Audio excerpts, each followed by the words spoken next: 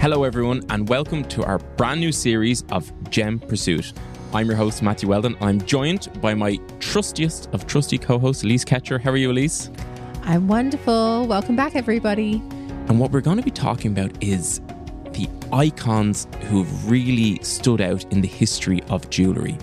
We've of course talked about the different time periods of jewellery, the different styles of jewellery and the motifs, but the same names kept cropping up throughout all of these series. It's really important to remember that a lot of the iconic people in history actually have shaped the way that we wear jewellery, why we gift it, why we treasure it. And so this season is going to be really exciting because we'll be able to draw on some of that and understand how jewellery has become such an integral part of our lives. Without any further ado, who are we going to be talking about today, Alyce? It is the short king, Matthew. It is Napoleon. Why are you laughing? I'm not laughing.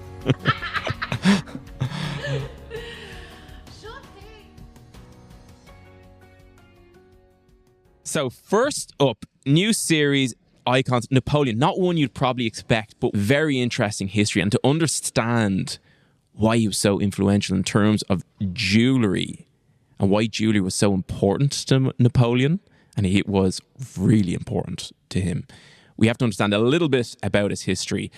A lot of people think he is French, but he's not from the French mainland. I mean, this is the thing, right? So we have to remember, like, there's a lot of iconic people who are connected to certain countries, and I don't think being born there makes you a Frenchman or an Irishman. For instance, De Valera was not born here in Ireland, but he is very, very integral to the Irish people. So it's really important to remember that just because he's not born specifically in France, that he is not a Frenchman. I mean, right down to his bones and all the way to his love letters, you can see how French he really was. But yes, he was born in Corsica. Napoleon Bonaparte, or Napoleon I, from Italian heritage in 1769. So in the 1700s, the late 1700s. So a bit of a tumultuous time to be born, especially once the family moves to the French mainland. Now, the interesting thing about his Italian lineage, this is important for his personality, because the more we read about Napoleon in getting ready for today's podcast, Alyce, I think his personality really drove a lot of his decisions for, the wars he wanted, where he lived, his style, the ceremonies. He really understood the importance of ceremony, which obviously jewellery is linked to ceremony. But although he was of noble lineage, they weren't well off, right? So they were inconsequential, basically, as a family. Not someone seen as a future leader, for instance, not on anybody's radar whatsoever. He did attend military school, but it was like a special school for nobility, but not wealthy nobility. And, even there at that school, he showed fantastic military ideas, strategic planning, like clear from a very young age that he was very good on the battlefield. But he had to be able to translate those into political successes as well. He also understood, I think, the average soldier, right? So I think it's important to recognize that he was backed by the men. The men would go where he went. He fought alongside them. He was seen around them. He would check out the camps. He would walk the camps. He would talk to the soldiers. So it was almost like a political campaign within the military. He was beloved because he was seen.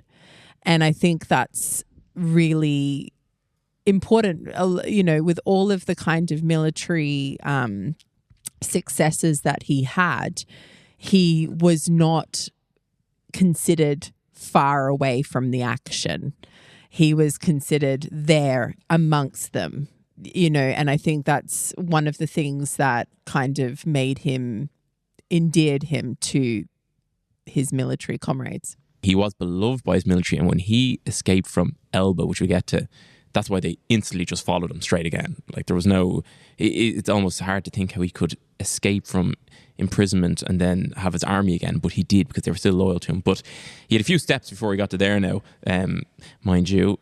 In 1799, Napoleon overthrew the revolutionary government and he became the first consul. So this was like consolidating his political power in France. And then in 1804, he was declared the emperor, which is really where we get into the symbolism and rituals that he really, he was as good at those as he was at military, really, if you look at some of them. He had the grandeur. And I think when you think about his personality, growing up, he was super successful and able in his military field, but he still felt that the nobility of France looked down on him as a nobody. So he realised the importance of money was really important to him, and jewellery obviously as part of it. But it wasn't just symbolic and military prowess that he had. He was also very clever in terms of his administration, which actually is a very important backbone of any successful leader. Well, he reformed the administration. Whether he actually did the administration himself, he had an incredible attention to detail, so I say he did, but he centralised the government, he expanded French territories through wars, and even today, his system of law and administration, Napoleonic system, is still very prevalent throughout many parts of Europe, not in Ireland, mind you. We have a common law system, but that was another element that he had that he was super successful and clever at. It comes down to delegation as well. He was super clever at delegating to the right people and having them do the things that he wanted done the way he wanted. So, it goes towards his influence as well, how influential as a person and as a character he was. And I think elements of this frustrated him slightly, especially when it came to the fact that he could get anybody in the military to do exactly what he wanted.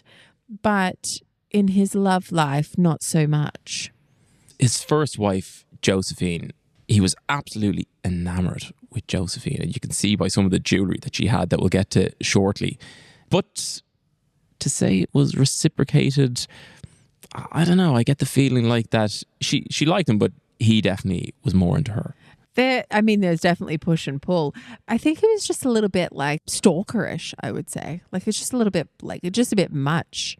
He marries Josephine and Josephine says yes. And Josephine's been married before and, she has children. She's got 2 children to her previous husband, and her previous husband had his head guillotined. So she's, she knows what life's about. She's had some hardship. She's been imprisoned herself, and she is basically relying on Napoleon to bring her back, to provide as a woman at this time would have had to have. But he is relentless with his love letters to Josephine. I find him quite hilarious, right? So I find him really funny. Let me read some to you because it's a bit soppy for me. I'm not a love letter person, but, for those who are out there, here's a little bit of romance for your life. I have not spent a day without loving you. I have not spent a night without clasping you in my arms. I have not drunk a cup of tea without cursing the glory and ambition which keeps me from the heart of my very being. In the midst of my activities, whether at the head of my troops or inspecting the camps, my adorable Josephine stands alone in my heart. She occupies my mind and fills my thoughts. If I depart from you with the speed of the rushing Rhone, it is only that I may see you again more quickly. If I get up in the middle of the night to work, it is because this may hasten by some days the arrival of my sweet love. Yet, in your letter of the 23rd and the 26th of Ventros, you address me as vous. Vous yourself. Ah, wretched woman, how could you have written this letter? It is so cold. And then there are 4 days between the 23rd and the 26th. What were you doing? Because you were not writing to your husband. Ah, my love, that vous and those 4 days make me long for my former indifference. Woe to the person responsible. And she only didn't write for 4 days. Like, what? I know. See, I'm on Josephine's side here. I'm totally on Josephine's side. She's like, I've got things to be doing. I've got a nail appointment. I'm getting my hair done. Like 4 days, calm your absolute farm. And I just find him, like, when I think of Napoleon, I think of like someone like just stamping their feet in anger and like, just listen to me kind of thing. In his personal life, in his military life, he is a commander. He is so successful. When you look at his military campaigns, he is 80% of the time winning. 80%. Like, this is incredible for somebody who's in the military. If that was at the end of your military career, if that's what you could say about your military career, you're extremely successful. So he's a successful man in his career, and other parts of his life, he's ruling a country. But Josephine is like, oh yeah, cool. Like, whatevs. Like, you know, he saw himself as like the emperor. Like he really saw himself as almost like a classical Roman style emperor, which was actually really important when it comes to like the jewelry that he created. It wasn't just in the political sphere, but it's in the ceremonial sphere that he saw this like Egyptian Roman kind of style. But politically, this is very important. You know, Napoleon has just come out of a revolution. He, instead of calling himself King of France, he did not. He did not revert to the old monarchy in any way. He reverted to a new dawn and called himself emperor. And his jewelry, the jewelry that he favored, was also a different style that couldn't be connected with the old royal family. So I think with Napoleon, the word strategy is tattooed on his heart. That's how he looks at things. He's so I would say strategy was tattooed onto his brain rather than his heart. Yeah. But that's what I'm saying. Like, he was always thinking strategically. He was thinking, okay, like how do I keep in power for longer than the last monarchy? How do I keep this going? How do I keep the military campaign going? How do I keep power? How do I keep all of these plates spinning? And he did that really, really well for 10 years. And then things started to kind of fall apart a bit. You know, he had some really famous wins in Austria, Battle of Austerlitz, but then Toulon was his first, the big Battle of Toulon. He won that one, and that kind of put him on the map. He had loads of great wins, but of course, as we've seen many times in history, just don't march into Russia. That usually goes badly.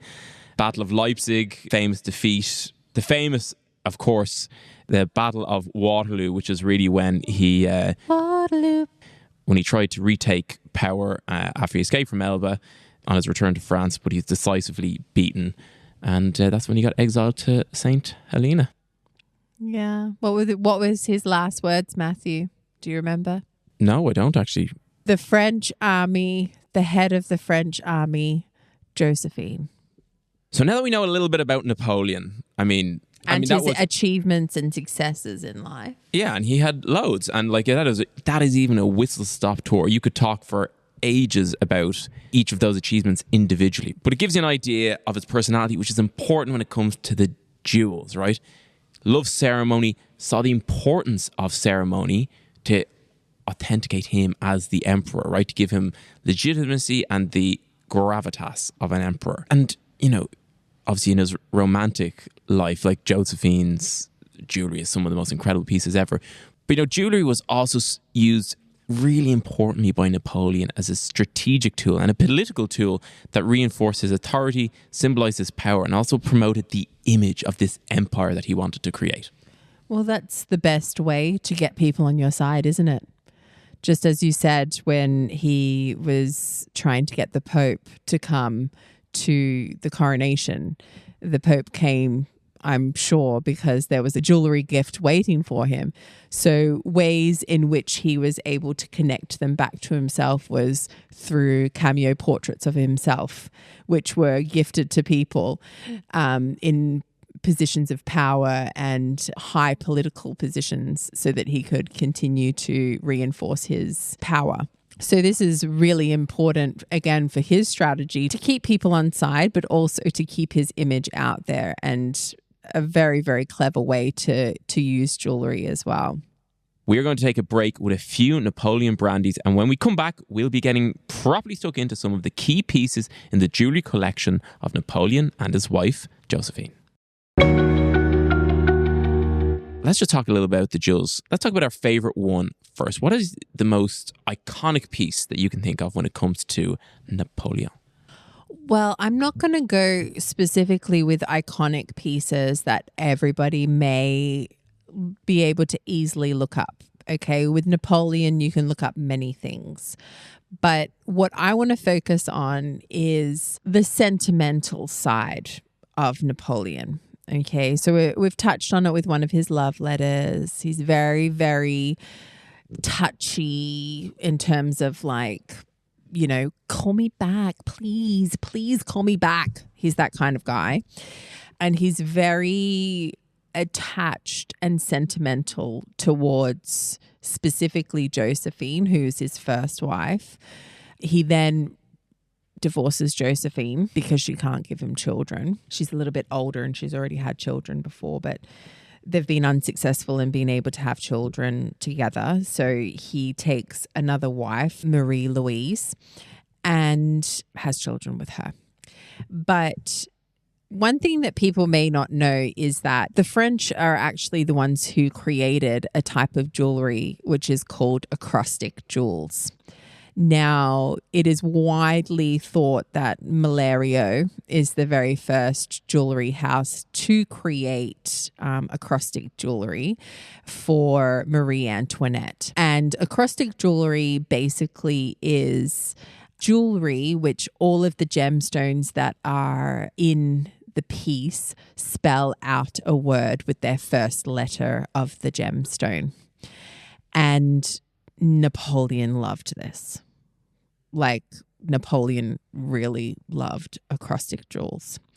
So much so that there's quite a lot of pieces out there that have been commissioned by Napoleon. The first, I believe, were 2 bracelets that were created for Josephine with her 2 children's names that he had commissioned for her.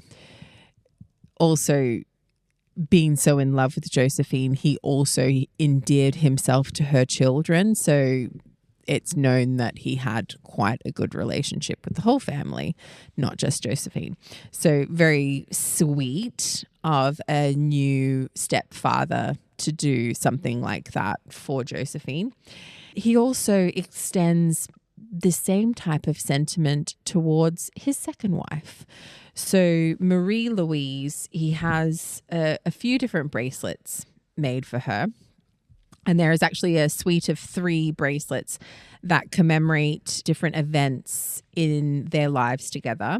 One is a bracelet that has Napoleon's own name on it, and the 15th of August 1769, which is Napoleon's birthday.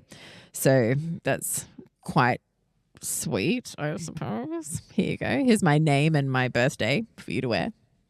I don't know. It sounds a bit strange, but lovely. Another is the words of Marie-Louise, the 12th of December, 1791, which is Marie-Louise's birthday. So that's nice. And they have she probably would have worn the 2 together. So husband and wife. And then another that forms the words, the 27th of March, 1810. to the 2nd of April, 1810. And that's the days of their meeting and the day of their wedding in Paris. Which was all during his first empire. 1804 to 1814. So right in the kind of midst of it all. Like, he is a kind of like hard on your sleeve kind of character. And I think a lot of the kind of romance that we attach to the French can kind of find its roots here with him and his love letters and his sentimental jewelry and his very much like public displays of affection.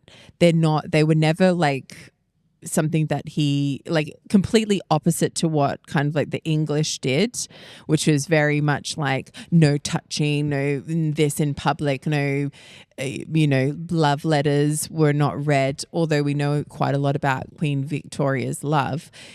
His is a little bit more out there, and it's also a man who's in power, who's a military man, who's actually expressing all of this sentiment, which, is really interesting. And I really enjoy it in a way that I didn't think that I would enjoy. But yes, these particular bracelets, I think, are probably a lasting reminder of his very temperamental, soft heart. I mean, the acrostic bracelets, what I find really interesting about those, and in a very just basic jewelry way, is there was such a diversity of letters. So the stones that he used in the acrostic jewelries were quite different. So I mean, with acrostic jewelry, we come across, adore rings or dearests. I mean, these are kind of like D for diamond, E for emerald, A, amethyst, R, ruby, etc. But he had all sorts of unusual letters, which we actually don't see today at all, which I think would be pretty cool. Like L, for example, lapis lazuli, which could be used. Well, Napoleon was one of the bracelets. And from what I can see in the picture, because there's a picture here of it, we've got nephrite, amethyst, peridot, opal, lapis lazuli, emerald, opal, and then nephrite again. I think this is why he loved it so much, is that it was like, number one, it was there was a huge thought process behind what gemstones were chosen. It's a bit of a hidden design because not everybody would know what the gemstones were, so nobody knows what the actual... The hidden part is what's romantic about it. It's not what we typically see in the thought process of a military man. This is why I find it really very interesting. He's a very interesting character who just creates his own space. And this is why he's an icon, because there is no one like him in history, and there will most likely never be another person like him ever again. So it solidifies his place as an icon because of how unusual he actually was. When you think of Napoleon, of course, right, there's a few key images. Well, I think the painting of the coronation is probably one of my, like when I go to the Louvre, I prefer people who rush to go and see Mona Lisa. But if you go and have a look at the coronation scene of Napoleon where he's crowning Josephine, it is, number one, huge. Like, it's massive in terms of the scale of the piece itself. It's just, you need a palace basically to have it up on a wall because the wall that it's on is just so massive. Number two is, when you have a painting that is that large, the scale of actually being able to make sure that everything on the painting is correct, the scaling of that is very, very difficult to do, but it's done perfectly with the expressions of many people's faces, All of the jewels are present and also painted to perfection. The light and shading of the actual painting itself. You could stand and stare at that painting all day and find something new when you're looking at it. It captures the grandeur of the day. And also, like you said, it captures the fact that Napoleon understood that this kind of ceremony, this kind of pomp actually created a power in itself visible to the French people as the dawning of a new time. God, there's so many important parts that are represented in that photo. Painting, even. Firstly, he's crowning Josephine in it. You know, very significant point of it. The Pope is in the picture. The Pope normally wouldn't attend a coronation. You might have to go to the Pope to get this blessing.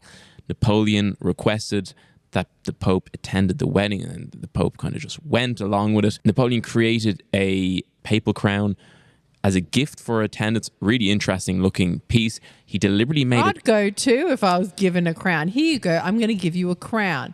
Yes, I'm going to come. But he deliberately made it too heavy and too small to wear. So if you look at the painting of the coronation, you'll see that the Pope is there and one of his aides is actually holding this crown behind it because it can't be worn. Now, it had rubies, sapphires, emeralds, diamonds, pearls, all, like, it was a valuable crown. I think it cost 80,000 francs at the time to actually make it, so it was a very expensive crown. But Napoleon's twist on it was that he wouldn't make it fit him. Yeah. Always a strategy. Also in that painting, in the coronation of Napoleon, you'll see he is wearing, to me, which is the iconic piece. When I think of Napoleon, I think of this piece, right? And it shows how important, you know, the classics were, like ancient Rome, ancient Greece, is symbolized in this piece. And again, like you said, it separated him. It made him an emperor, not a king. Correct. Very important. And it is the gold laurel leaf crown that he's wearing in the coronation picture. Now, it looks very much like, to me, it looks very much like a Roman emperor piece. It's set with gold leaves that go around his head, and they go from kind of big to small. There's 44 larger ones and 12 smaller ones. Now, when it was actually made for him, it was made by the jeweler, and this jeweler was super important for Napoleon and the piece that he made, Martin Guillaume Bieny. Napoleon thought it was too heavy, so he had to take out some of the leaves, took off 6 leaves, right? This is really important because after the fall of Napoleon, obviously people were like, oh, there's a lot of gold in this. We should just melt it because, you know, they needed the money. But thankfully, he said, it's too heavy, I can't wear it. You know, he sent it back to Bieny. Bieny took off 6 leaves. Napoleon said, you can keep them. He gifted them to his 6 daughters. He was the proud father of 6 daughters. Must have been a very patient man. Of those 6 leaves that were given to the 6 children, only 1 is known to exist today. Now, it doesn't mean that the other ones aren't out there, but there's only 1 that's known to exist today. And it was actually sold in an auction. Now, it weighs about 10 grams, which, you know, if gold is, I think it's $2,500 an ounce, it's about 1/3 of an ounce. So you can figure that out, 1/3 of $2,500. But what do you think it's sold for? So that's about $800 or so. What do you think it sold for at auction? I'll tell you the estimate. It was in the auction for $110,000 to $120,000 approximately. And what year did it sell? Sold in 2017. I think it went for... So the estimate was $120,000 to $170. I think it went for $680,000. Oh, that's pretty good. $730. And the hammer price was, so it's over 4 times what its estimate. So this is how iconic this was. 1 leaf that weighed 10 grams sold for that price. Imagine as we recently went to the Galerie d'Apollon, you could see some of the Napoleon's jewels that are diamond set. The Regent diamond is there. That was set into a ceremonial sword. There's an emerald necklace. There's amazing pieces there. I mean, you really have to mention as well Something that we talk about today, which I don't know if there's a better term for it, but it definitely is the term that is the lingua franca, which is a push present. And that was for that's what it's called.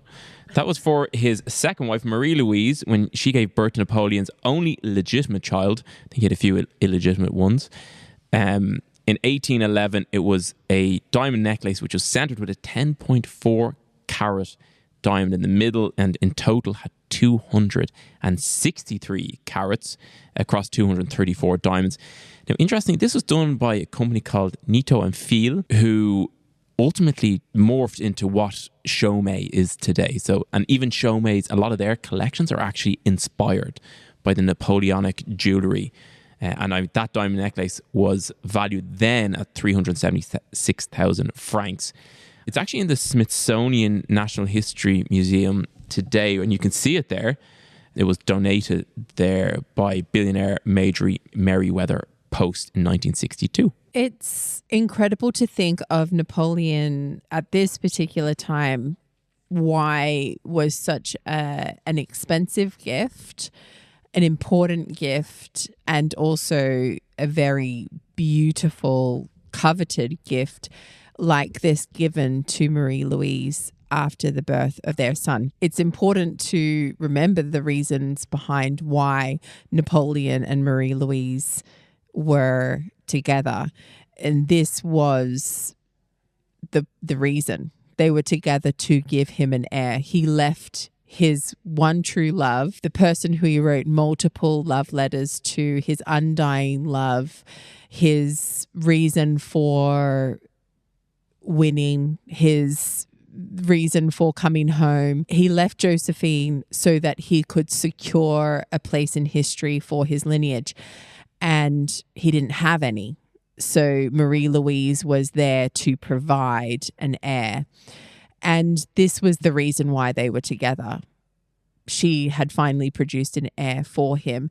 And this was his way of showing his happiness and also showing his thanks to her, was by presenting this gift to her. And it's still around today.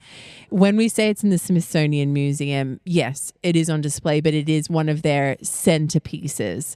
It's a reason why people go to the museum. They go there to see this. And of course, it also now stands as a lasting legacy for other men to follow when they receive their own heirs. The push present is now something that is legitimate and used throughout the world when a child is born, something to celebrate. A huge celebration took place when Napoleon's son was born. And today, people all around the world, when they give birth to their children, have celebrations within their family as well. And that usually includes a very important gift, which is given to the person who birthed the child.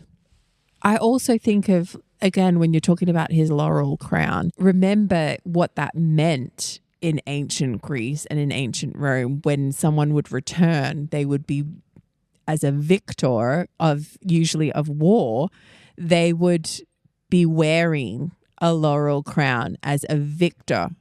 So again, it's symbolism that he is showing his victory by wearing this crown, showing, number one, he's an emperor, he's a victor, he's trying to show an outward expression of what he's trying to achieve and what he did achieve. So I think he's just such a very diverse character in so many ways. It's very interesting. He had his tragic flaws, or hamartias, or whatever you want to call them. Everybody does. But he had some incredible skills. And thankfully, part of his desires meant that he created some of the most incredible jewellery and saved a lot of the French royal jewellery and refound it. And we have to thank him for that. So to get the Napoleonic look, I'm not talking about the stuck in St. Helena with ulcers look.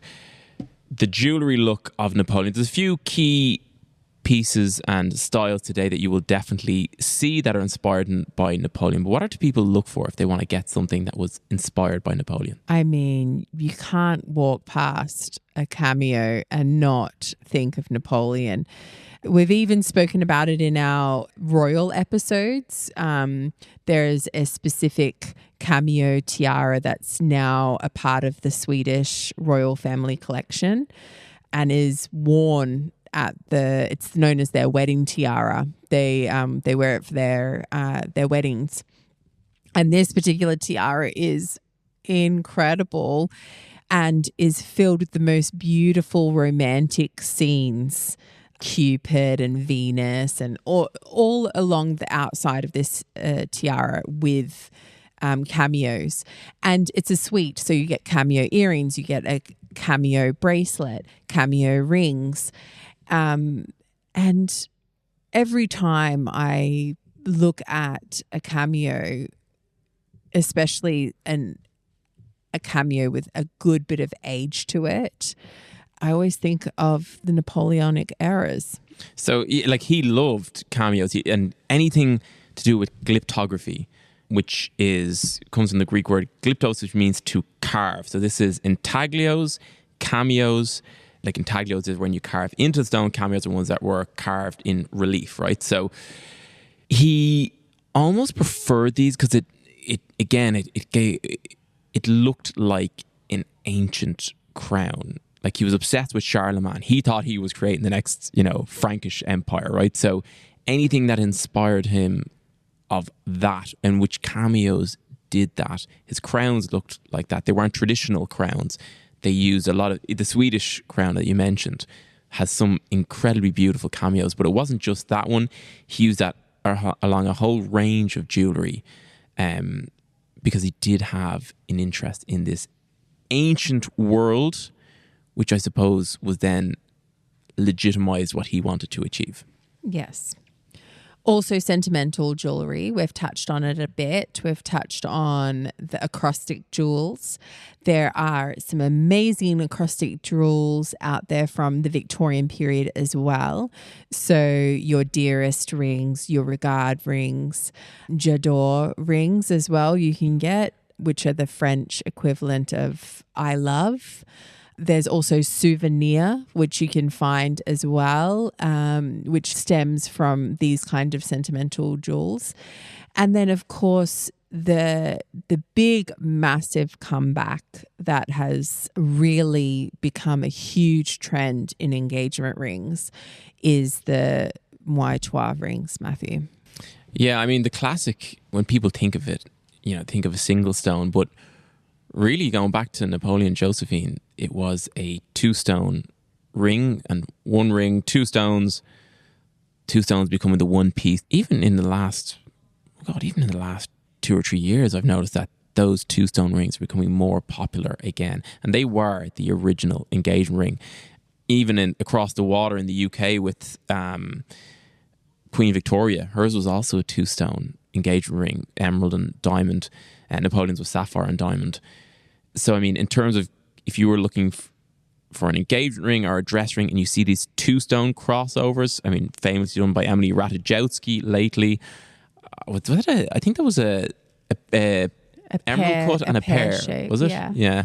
But it's the duality, right? It's all about this kind of romantic stance when it comes to 2 people coming together. It's me and you. There's nobody else. It's 2 stones represent the 2 betrothed. It's super romantic. The way in which the designs usually are is kind of like a yin and yang design, which is his was 2 pear shapes, one with the pear pointing upwards and one with the pear pointing downwards in 2 different colored gemstones. So the duality's there, but also the kind of yin and yang, the 2 differences, but together, like just very, very romantic and unusual. So for a very long time, I'd say from the Edwardian period to kind of now, 2 stones haven't been what we would consider hugely popular as an engagement ring.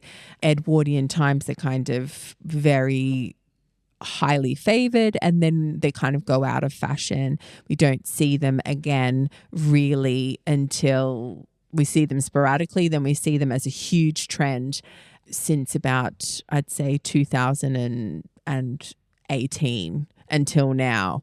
And even today, we've got a lot of people coming in asking for 2-stone engagement rings. Yeah, I mean, twat in what ring, super important. And actually, if you listen to our episode on motifs, and particularly the one we talk about serpent jewellery, we talk about the serpent ring of Queen Victoria, which was a twat in what ring. And also in the Victorian era episode, we talk about it too.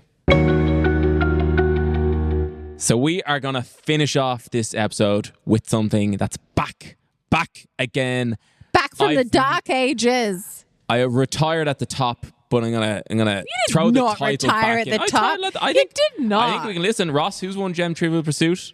Ross is our producer. He's saying, "Oh, me, yes." Nah. So look, anyway, it's going to be a great competition. I'm happy to have another fair and open Gem Trivial Pursuit with you, Alyce. I'm looking forward to it. And I really am. I enjoy it. I'm changing these questions. I'm going to change it. Ross, don't let her change the questions. Which classic dystopian novel, first published in 1945, features a character named Napoleon as a central figure who symbolizes a dictator? Animal Farm. Correct. Yes. It's so unfair because he literally, it's the only book he's ever read. It's almost. It is the literally only book he's ever read. Some animals are more equal than other animals. Next question 2. A puff pastry dessert known in North America as a Napoleon is known by what name in its native France?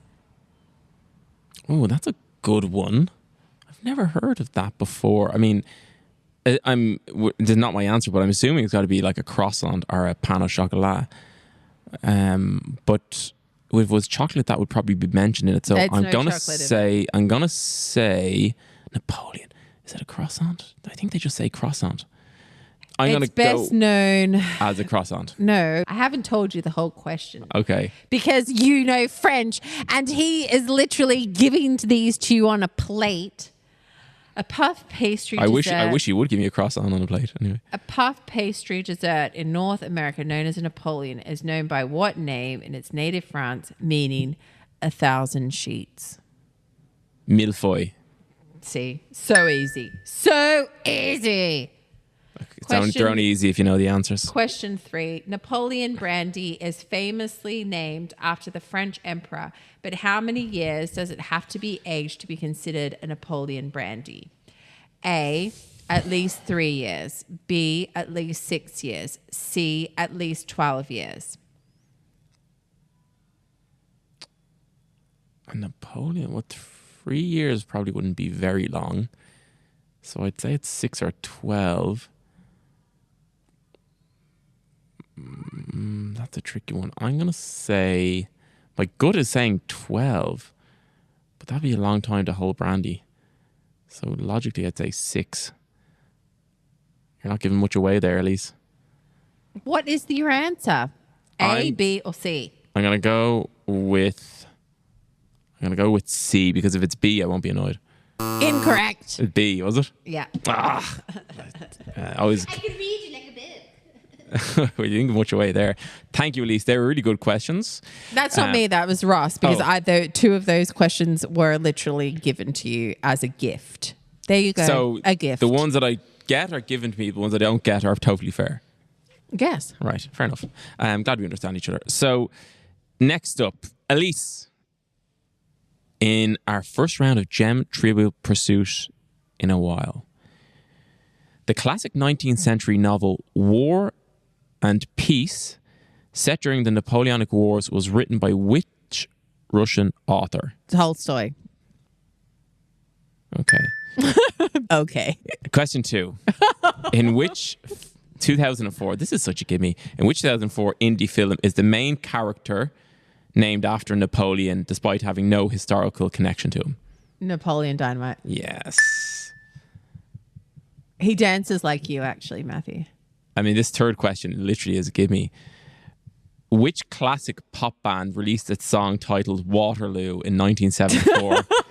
Jesus. That I've been singing all day. Metaphors to compare a romantic breakup. Okay, mine were much easier. ABBA. I win. ABBA, 3 out of 3. Oh, it's over the series, at least. It's you may have won the battle. I win. You may have won the battle, but the Waterloo is yet to happen. Couldn't escape if I wanted to. You can't escape. No, they were great. Good win, Alyce. Well done. Well done. So, can you tell that we're competitive people? When I first met Matthew, we were downstairs in the shop. He was doing something and I said to him, Matthew, it's not a competition. And then he turned around to me and he goes, everything is a competition, Alyce. And so now every time I win, which is often, I always say to him, he always goes to me, it's not a competition, Alyce. And I go, everything is a competition, Matthew. Well, we are going to wrap the episode about Napoleon up there. We're so excited to be back recording our brand new series, the Icon series of Gem Pursuit. I'd like to take the chance just to thank our producer, Ross Hannon of Tape Deck, for producing this episode. I'd like to thank our researcher and coordinator, Veronique Galgan, and of course, my most trusty co-host, Alyce Ketcher, for joining me this morning. And the winner of Gem Trivial Pursuit today. That remains to be seen. But most of all, I'd like to thank you all for listening. And if you want to keep up with the latest episodes, make sure you click the follow or subscribe button to this podcast. And we look forward to revealing our next icon very, very soon. Chat to you then.